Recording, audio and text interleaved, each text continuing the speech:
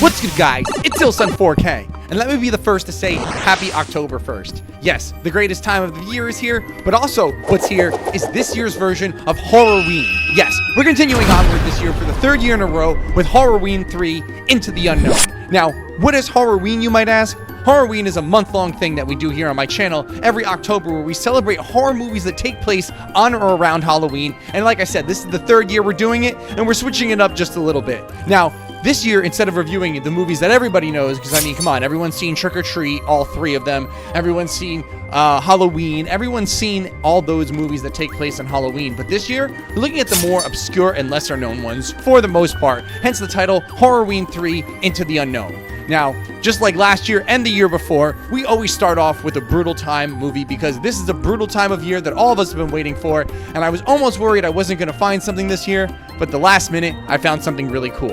A movie called Flesheater from 1988, and ironically enough, this film, while it's also called Flesheater, it's also known as Flesheater Revenge of the Living Dead. Even though it's not directly related to the Night of the Living Dead movies, it has its own special connection to it that I think you're really going to enjoy if you stick around. So again, guys, it is officially Halloween, Horrorween, October 1st, whatever you want to celebrate. Just make sure if you're going to watch this review, you pull up your favorite candy snacks and get ready to watch this film, as I'll tell you where to watch it for free at the end of it. So again, guys, thanks for watching. Make sure you like and subscribe to the channel and stick around all month long for more episodes of Horrorween.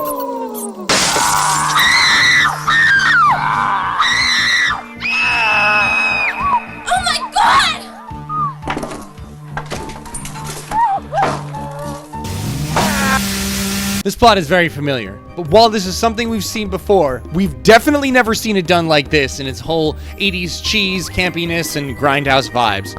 Anyway, we start off with a bunch of teenagers on a haunted hayride during the day in Halloween, where the hayride driver is proceeded to be told by the teenagers, hey, do us a favor, leave us here in the middle woods and come pick us up later on tonight. Yeah, that's just the place to be on Halloween night. Dropped off in the middle of the woods by a creepy-ass hayride driver. Anyway, the hayride driver obliges and the teams proceed to do what? Drink, smoke, and have premarital sex. And speaking of premarital sex, there is a lot of gratuitous nudity in this film. I mean, a whole lot of gratuitous nudity. And gore, so make sure you stick around for that, but just a heads up. So, on the way back down, the hayride driver finds what he believes to be a vandalized tree stump by a bunch of teenagers that has a satanic pentagram in it. Now, that's actually pretty smart, because in the 80s, satanic panic was still a big concern amongst teenagers, even though it really didn't exist, and they decided to throw it in there in a very smart way. This hayride driver proceeds to move this tree stump and finds what appears to be a shallow grave, where he opens up the coffin and finds what? You guessed it. Zombie number 1, patient 0, whatever you want to call it. Zombie bites individual, proceeds to bite his partner that comes and checks on him. Next thing you know, there are 3 zombies in the woods on their way to the teenagers. 2 of these teenagers, of course, went off on their own to go do some private things inside of an abandoned farm, it seems. But the other teenagers find these flesh eaters coming to attack them, and they also find out that the 2 teenagers that were in the barn didn't know about it. These teenagers that did know about it proceed to run to the local house and lock themselves in, where the 2 teenagers that didn't know about it show up and proceed to get denied entry by a guy with a gun. Yes, one of the teenagers inside of the house has found a gun. Now, does this sound familiar? A bunch of people in the middle of a zombie attack, running to a house and boarding themselves up. One of them finds a gun and has a power struggle, and more or less tells the 2 outside to go scratch. We've seen this before, and I'm sure you know exactly what I'm talking about. Anyway, the 2 teenagers that do not get allowed in the house decide to go run to the town, where a bunch of zombies have roamed down a residential street and proceed to actually break in and kill a family from a guy who just got home from work. It's really a gory scene. This is worth it alone. From there, the teenagers inside of the house are starting to deal with the fact that the zombies are breaking in, and 2 of them perish to it, while the whole town is actually starting to have a bigger problem going on, as the teenagers that ran away then come across another barn. Yes, this is like 2 or 3 barns in the same film, and there's a bunch of teenagers in there having a party. They tell those teenagers, hey, there's this bunch of zombies coming, you gotta run for your lives, and those teenagers say, ha ha ha, very funny. Of course, zombies do show up and proceed to start a whole affair where they infect those people as well. So we have this town starting to get this whole affair of people being turned into zombies. Next thing you know, the kids in the woods are turned into zombies, and the police force is wondering what to do, as I heard a local police car actually ended up getting destroyed, and they find out that, yes, some of the police are now turning into zombies. The film turns very chaotic very fast, and I don't want to ruin the ending, but it's a very familiar ending if you've ever seen the film that this movie references, and I just don't want to spoil it, because it's something you really do need to watch. The plot is awesome, the execution is awesome. Just go watch the fucking thing, okay?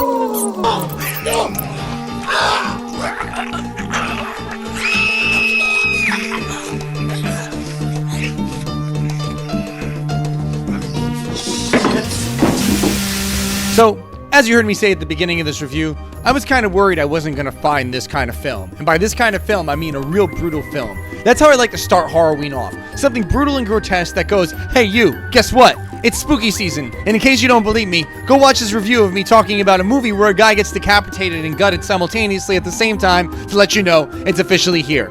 And again, almost thought I wasn't going to find anything, and then I came across this, which is an awesomely grotesque film. Now, during the plot, you might have heard me alluding to the fact that this film seems like it's really familiar to something, and for those of you that don't know or didn't get the references, this film is actually pretty much, at times, not completely, a carbon copy of Night of the Living Dead. It is fantastically well done, and the reason why it's okay that it's almost like that is because it's written and directed and stars as the main zombie, an individual by the name of Bill Hinzmin. Yes, the first zombie you see in this film is Bill Hinzmin, and you're like, well, who's Bill Hinzmin? Bill Hinzmin is actually the original zombie that you saw for the first time in the Night of the Living Dead black and white film. And if you think about it, this is basically his love letter to that film, and that's really some poetic justice, because it's very rare that the beauty behind the camera matches the beauty in front of the camera. And speaking of beauty in front of the camera, this film wastes no time. That's my other favorite thing about this film, is it gets right into the mayhem. We're less than 30 minutes into the film before the first zombie is showing up and killing and eating people, and my other favorite thing about that is the fact it's done organically. It does not feel rushed. I'm talking right out the gate. It started right where you need it to be. Teens getting dropped off in the middle of the woods to have premarital sex, smoke weed, and drink, and do everything they're not supposed to do. And of course, the thing that summons the zombie back to life isn't the teens, but actually the tractor driver who thinks he's removing graffiti from teenagers due to satanic panic. Brilliantly well written. Another thing that's really awesome about this is, even though I said at times it is like a carbon copy of Night of the Living Dead, it is still chock full of this 80s cheese and campiness that I really can't describe. Why don't you knock it off, Eddie? Talk about something else. Yeah, she's right. Why don't you save the horror stories for around the campfire?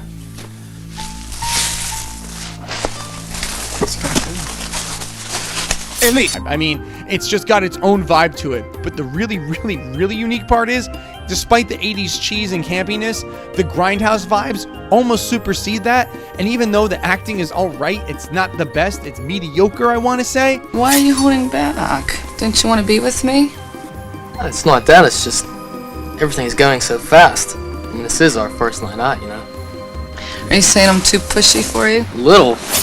It still just works with the whole atmosphere. I mean, that was the magic of these 80s films, that the acting wasn't exactly top notch, but it just worked within the realm of whatever they were trying to get it to work with, if that makes sense. And this whole thing actually comes off a lot more serious than it does either cheesy or campy in every way, shape, and form. And you'll see that as you start to watch the film, and the chaos starts to unfold right away. On the table, lay on the table, babe. Kim, help me out, please. Get her back. Give her back, son. Oh, Jesus Christ. You're okay. Hey, Julie, what I want you to do is look around the place, okay? Fine. There's no real slapstick vibe to it, and I won't lie, it doesn't exactly do the best at building tension and making you wonder what's going to happen next. It's rather straightforward and mildly predictable, but again, that just works for the film, because right out the gate, before you know it, there is gore everywhere. Gratuitous nudity, women who are completely half naked getting torn apart, bitten, ravaged, men getting their ears and faces chewed off.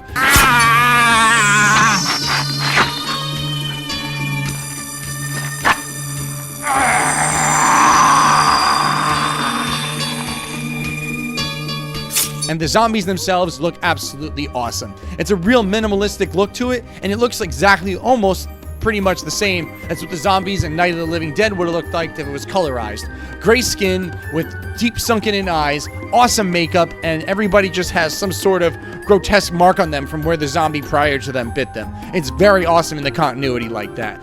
Come dance with me and I will suck your blood.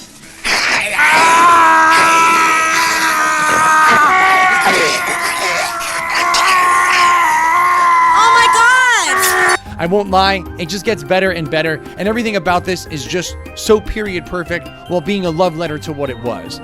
We can all joke about the fact that pretty much every horror movie that we can think of, most of the time, has Night of the Living Dead playing in the background. To actually have Night of the Living Dead be the background and it actually work because of the writer and director of this, it's just something you have to see to believe. It's like creepy lightning in a bottle, and that's the best way to put it. You have to watch this just to pay homage to the old classics, if nothing else.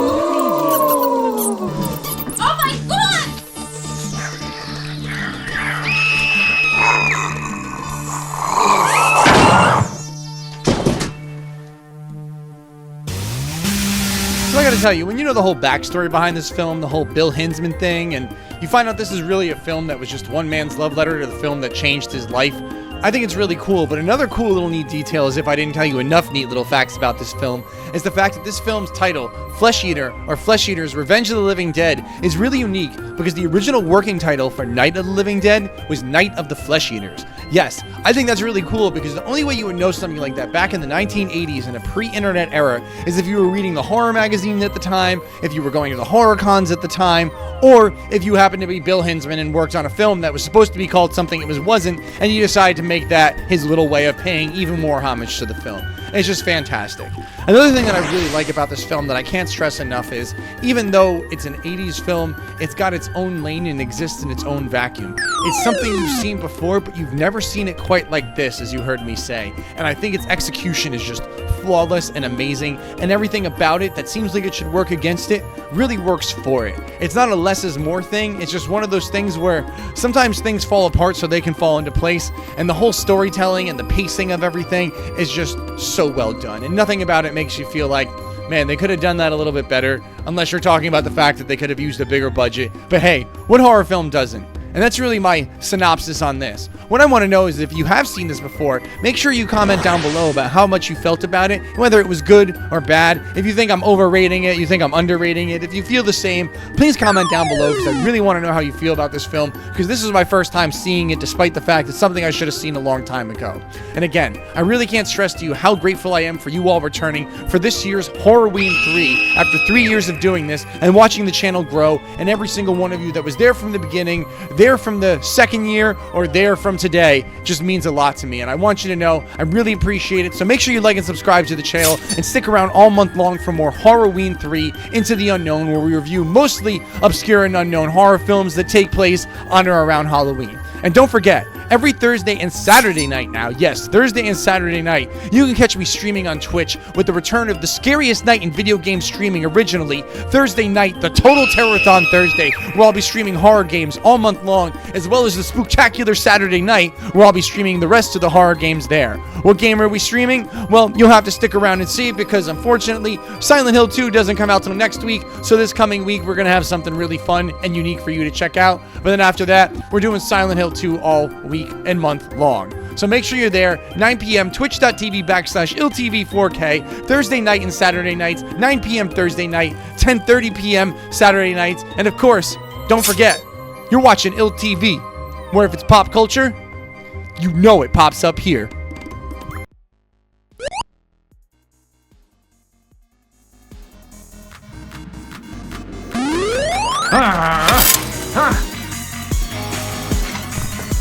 Happy Halloween on behalf of ILL TV, where if it's pop culture, you know it pops up here.